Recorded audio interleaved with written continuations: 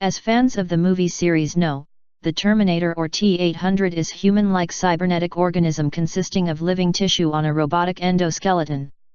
It's not real, yet. Two biomedical researchers have proposed that the future of creating viable replacement skin and muscles for humans involves growing them on humanoid robots that train the tissue to work properly before being grafted to a person. The underlying robots are ready. The skin is ready.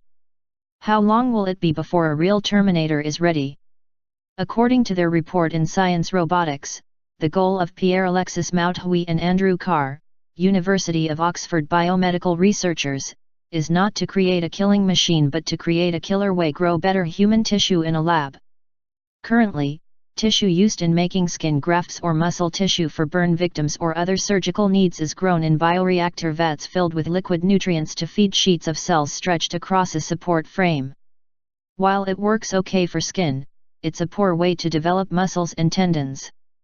The end result would be much better if the sheets were grown on a human frame that moved and stretched them into the shape and structure of real tissue, perhaps even in the same body location where it would eventually end up. If only there was a human-shaped bioreactor. Given the chance to design one, Moutouy and Carr say their humanoid bioreactor system would be a robotic skeleton that could wear and grow skin tissue on its outer surface and tendons at mechanical joints. The structure would be covered with electroactive polymers with sensors to monitor the tissues. The fat and other non-skin body components would be fluid-filled bags. Most of that design is already doable.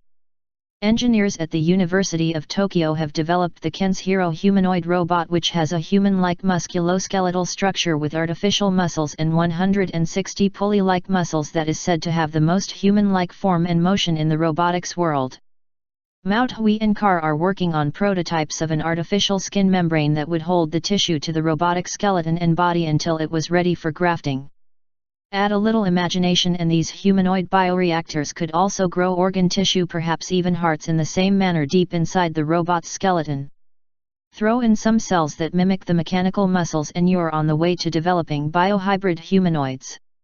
While the pieces are there, the authors don't give any indication when they'll all be put together to make a Terminator for organ-growing labs. Nor do they say anything about what might happen if one of these robots escape like robots seem to be doing lately. Could a biohybrid humanoid bolt the lab, steal a shotgun, harvest organs from humans, attach them to itself to keep them alive and then auction them off to the highest bidder? Sounds like a good movie plot, for now.